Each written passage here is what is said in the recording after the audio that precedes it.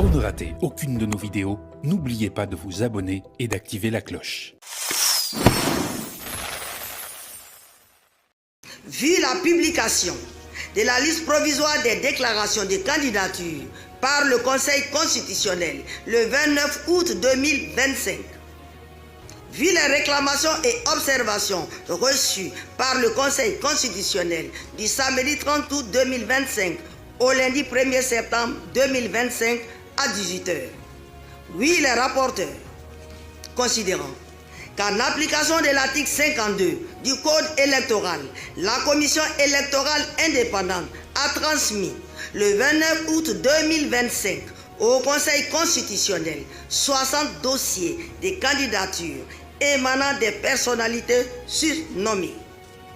Que conformément à l'article 56 du Code, le Conseil constitutionnel a publié la liste provisoire des candidats le même jour. Considérant qu'en application de l'alinéa 2 de l'article 56 du Code électoral,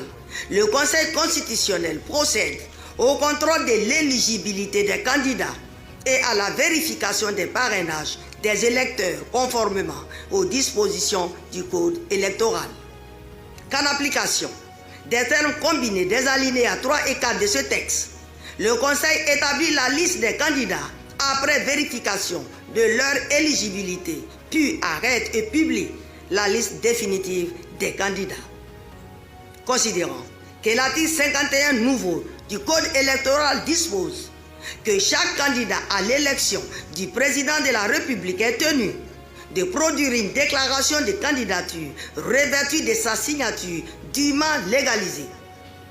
En outre, il doit être parrainé par une liste d'électeurs représentant 1% de l'électorat local dans au moins 50% des 31 régions et de districts autonomes d'Abidjan et de Yamoussoukro. Que l'article 53 du Code prescrit que la déclaration de candidature à l'élection du président de la République doit indiquer chaque candidat, les noms et prénoms, la date et le lieu de naissance, la nationalité, la filiation, la nationalité du père ou de la mère, le domicile et la profession, le ou les partis politiques l'ayant investi le cas échéant, la couleur, le sigle et le symbole choisi pour le bulletin unique de vote, les districts autonomes ou régions où le parrainage a été obtenu, ainsi que le pourcentage d'électeurs y ayant parrainé la candidature. Et l'article 54 du même code dispose que la déclaration de candidature